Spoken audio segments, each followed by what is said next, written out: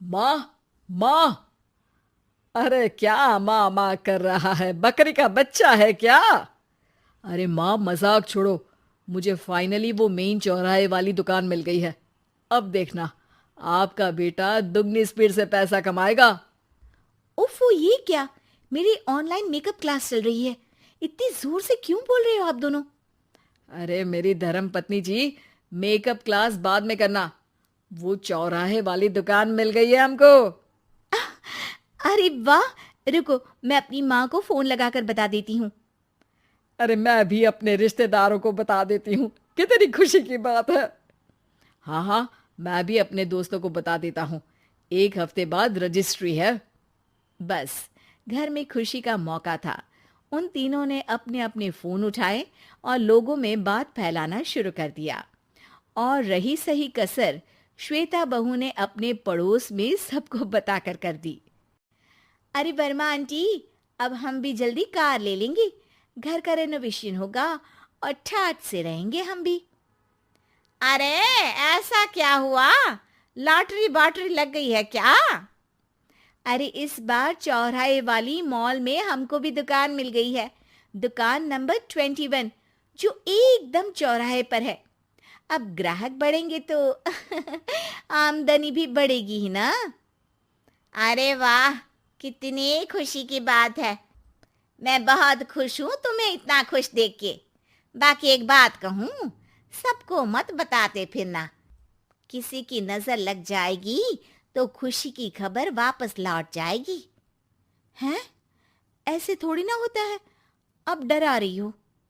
अरे सही कह रही हूँ। काली नजर कहते हैं इस चीज को, जब आप किसी को कुछ बताओ और वो काम बिगड़ जाए। अरे लेकिन मैं तो। तुमने सबको बता दिया ना? हाँ, फोन लगा लगा के। अब बच के रहना। काली नजर बड़ी खतरनाक होती है। श्वेता इतनी खुश रहती है कि वो वर्मा आंटी की बात पर ध्यान ही नहीं देती, जबकि पड़ोस में और भी लोगों से खुशी की खबर शेयर करती रहती है। अगले दिन राजेश बहुत दुखी होकर घर आता है। अरे बेटा, क्या हुआ? मुंह क्यों सूजा हुआ है? मधुमक्खी ने काट लिया क्या? माँ, वो दुकान किसी और के पास चली गई। किसी ने ज्यादा भाव लगा दिया। अरे पर बात तो आपसे हुई थी ना उस दुकान वाले की। हाँ, आज मैं टोकन अमाउंट देने गया था, तब मुझे पता चला। कोई आकर सुबह मुझसे पहले ही ज्यादा अमाउंट दे गया। हम्म, काली नजर। क्या? क्या कहा? वर्मा आंटी ने समझाया था कि किसी को बताना मत, वरना काली नजर लग जाएगी। अच्छा, तुम्हें उनकी बात मान लेनी चाहिए थी। उनकी बात मान लेती, लेकिन उसके पहले ही सबको बता चुके थे ना हम तीनों। अरे अगली बार से ध्यान रखेंगे। कोई भी नई चीज होगी तो किसी को नहीं बताएंगे। तीनों कुछ दिन ऐसे ही रहते हैं, पर एक दिन श्वेता को एक मेल आता है। राजेश, मेरा ऑनलाइन मेकअप कोर्स कंप्लीट हो गया। अब मैं खुद का पार्लर खोल सकती हूँ।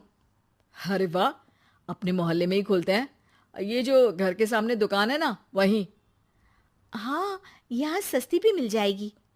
अगले दिन श्वेता वर्मा आंटी के पास जाती है, मिठाई का डब्बा लेकर।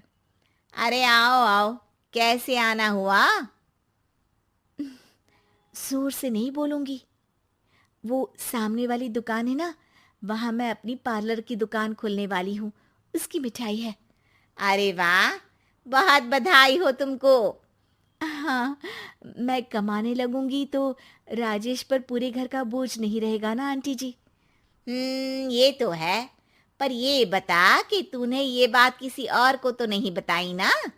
अरे नहीं नहीं, पिछली बार गलती कर दी थी। काली नजर लगी किसी की और राजेश के हाथ से वो दुकान चली गई थी। सबको मत बताना। चलो मैं चलती हूँ, कल दुकान की बात करने भी तो जाना है। अगले दिन श्वेता दुकान के लिए मालिक से बात करने जाती है।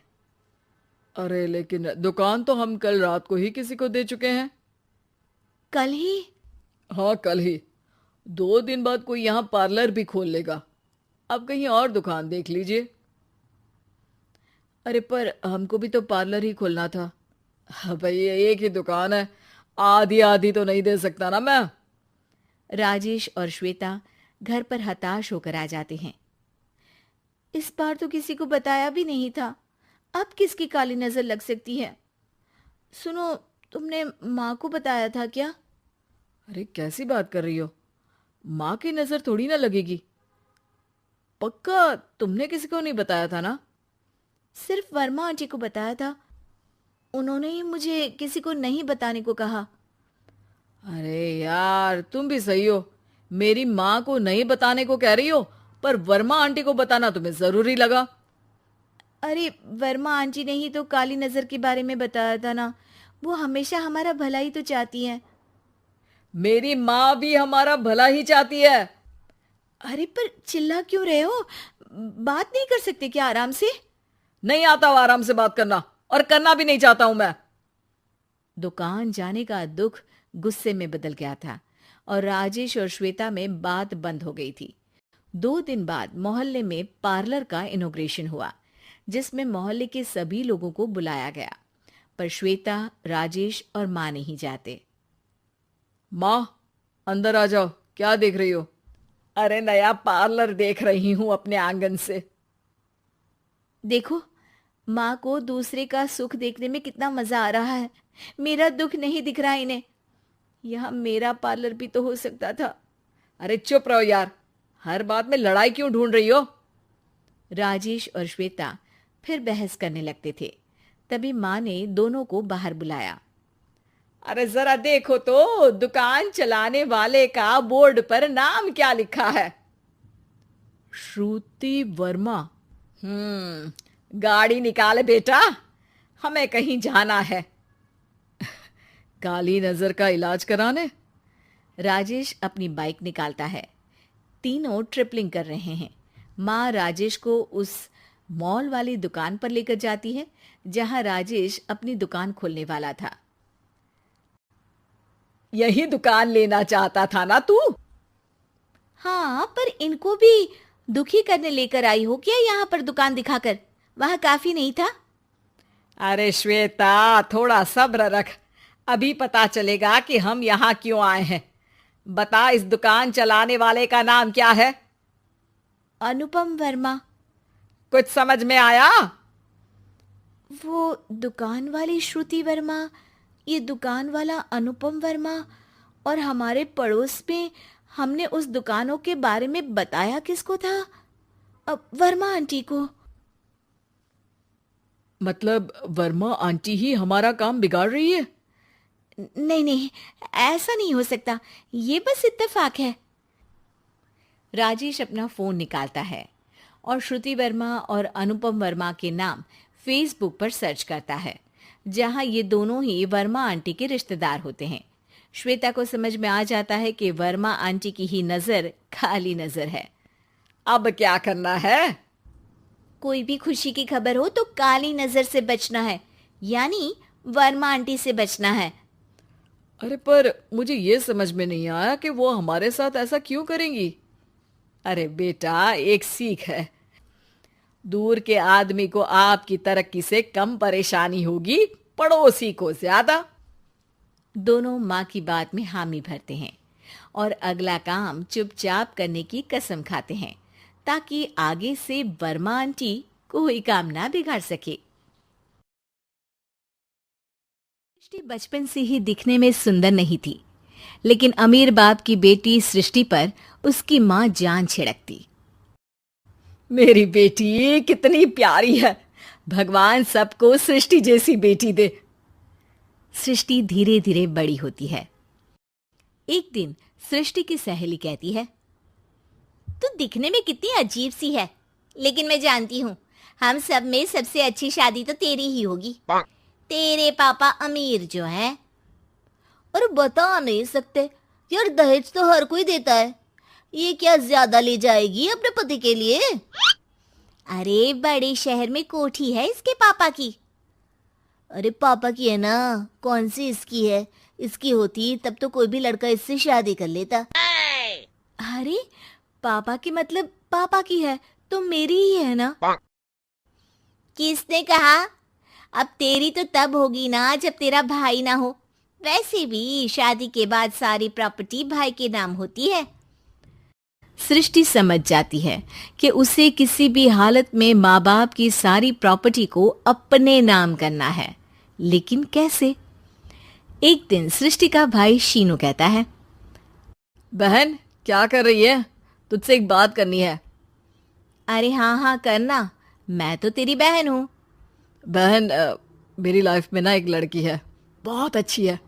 मैं सोच रहा हूँ माँ और पापा से बात करूँ शादी के लिए। सृष्टि को समझ में आ जाता है कि भाई की शादी होते ही भाभी उसे एक दिन भी घर में बर्दाश्त नहीं करेगी। क्या बात है भाई, बताना कौन है वो? यार वो बहुत अच्छी लड़की है, पढ़ी लिखी है, मेरे साथ जॉब भी करती है। बस एक प्रॉब्लम है। हाँ, प्रॉब्लम?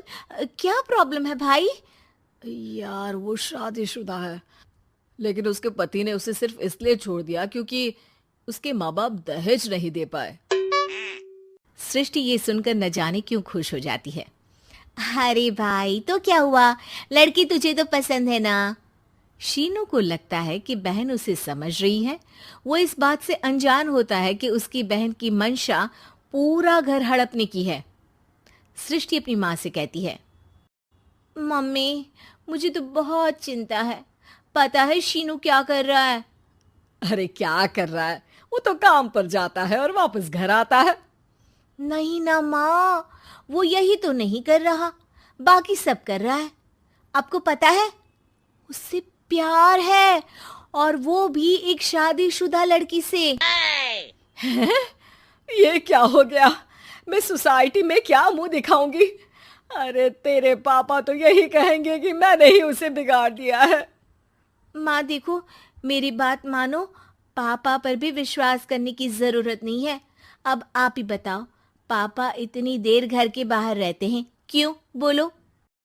अरे बेटा वो तो नौकरी करते हैं ना। तू बहुत भोली है माँ। पापा का ऑफिस तो 7 बजे खत्म हो जाता है, लेकिन देखो कितनी देर से आते हैं। अरे नहीं नहीं बेटा, ऐसी कोई बात नहीं है। सृष्टि माँ को एक औरत से बात करते पिता की फोटो दिखाती है। देखो माँ, कैसे हैं पापा? मैं ना कहती थी कि पापा सही नहीं है। मैं तेरे पापा से बात करूंगी, दे फोटो मुझे। ओ माँ, वो तो डिलीट हो गई। लेकिन चल, तूने तो देख लिया ना। पापा से बाद में बात कर लेना, और हाँ, मेरा नाम बिल्कुल मत लेना, हाँ माँ। अब क्या था, सृष्टि के माँ और पिता के बीच झगड़ा होना शुरू हो जाता है।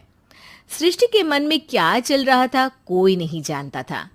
एक दिन, माँ सृष्टि के लिए एक लड़का देखा है, वो लोग शाम को उसे देखने आने वाले हैं। और हाँ माँ, एक खुशखबरी, मैं और पापा मिलकर एक नया बिजनेस ट्राई कर रहे हैं। शाम को लड़का आता है, सांवले रंग का। सृष्टि को तो बिल्कुल भी पसंद नहीं आता। लड़की की माँ कहती है, लड़की का चेहरा तो कोई खास नहीं, लेकिन अगर मेरे बेटे को आप लोग सेटल कर दें तो मैं उसकी शादी आपकी बेटी से करवा दूं। सृष्टि को लड़का बिल्कुल पसंद नहीं था। उसे भाई पर गुस्सा आ जाता है। लड़के वालों के जाने के बाद कहती है, माँ देखा, शीनू मेरे लिए कैसा लड़का लेकर आया, न दिखाने लायक न सुनने लायक, सेटल भी नहीं, वो भी हम करे। अरे माँ, मैं जानती हूँ ये मेरी शादी किसी भी घर में क्यों करवाना चाहता है। अरे कैसी बात कर रही है बहन? तूने तो देखा ना, लड़के को मैंने ही मना कर दिया तुझसे शादी के लिए। जिसने लड़का बताया था उसने उसकी बहुत तारीफ की थी। बात आई गई हो जाती है, लेकिन सृष्टि का मन शांत नहीं होता। क्या करूं, कुछ समझ में नहीं आ रहा। मेरी शादी हो गई तो ये लोग पूरी प्रॉपर्टी शीनू के नाम कर देंगे, मेरे हाथ तो कुछ लगेगा ही नहीं। तभी सृष्टि को आइडिया आता है। वो किसी वकील को फोन करती है। जी देखिए, अगर आपके मम्मी पापा का तलाक हो जाता है तो आपके पिता की आधी प्रॉपर्टी आपकी माँ के नाम हो जाएगी, फिर उसे वो किसी को भी दे सकती है। सृष्टि अब माँ को बेटे के खिलाफ भरती है। माँ, शीनू पर नजर रखा करो, वो जिस लड़की के प्यार में है ना, वो शादीशुदा है। यहाँ आएगी, सारा पैसा रुपया जमीन जायदाद सब हड़प लेगी। पापा का भी हाल तुमसे छुपा नहीं है। ऐसा ना हो कि मैं और आप एक दिन सड़क पर भीख मांगे। हे भगवान, मैं तो जीते जी मर जाऊंगी अगर ऐसा हो गया तो। ऐसा हो गया नहीं माँ, ऐसा ही होगा। अभी समय है, आगे का सोच लो। मैं तो कहती हूँ पापा से आधी प्रॉपर्टी लेकर अलग हो जाओ। पापा की आधी प्रॉपर्टी भी हम लोगों को अगर मिल जाती है ना, तो अगले 7 जन्म सफल समझो। बेचारी माँ बेटी के कहने पर पति से तलाक लेकर अलग हो जाती है। सृष्टि अब पैसों से गाड़ी और अपने दूसरे महंगे शौक पूरे करने लगी। उसके दोस्त भी उसके पैसे इस्तेमाल करते। सृष्टि, कल तुम कहाँ थी? मैं सारा दिन घर पर अकेली थी। तो मैं क्या करूं? मैंने ठेका तो नहीं लिया है ना तुम्हें संभालने का। माँ को सृष्टि से ये उम्मीद नहीं थी। वो बैठकर रोने लगती है। वहीं उसका पति यानी कि सृष्टि के पिता आ जाते हैं। मैं जानता था कि तुम्हारा यही हाल होगा, तो आपने मुझे रोका क्यों नहीं? मैं रोकता तो तुम रुकती क्या? सृष्टि के कहने पर तुमने मुझ पर अपने बेटे पर शक किया, लेकिन तुम ये भूल गई कि कैसे हम दोनों ने मिलकर जीवन में इतना सब खड़ा किया। माँ पति के गले लग जाती है। मुझे माफ कर दीजिए, मैंने आपकी कमाई का एक बड़ा हिस्सा गवा दिया। कोई बात नहीं, तुम साथ हो तो मैं ऐसी 7 प्रॉपर्टी खड़ी कर दूंगा। तभी वहां सृष्टि आ जाती है रोते हुए। माँ, मयंक ने मुझे छोड़ दिया। वो बोल रहा था जब तक मेरे पास पैसे थे तब तक ही वो मेरे साथ था। पापा, माँ, मुझे माफ कर दीजिए।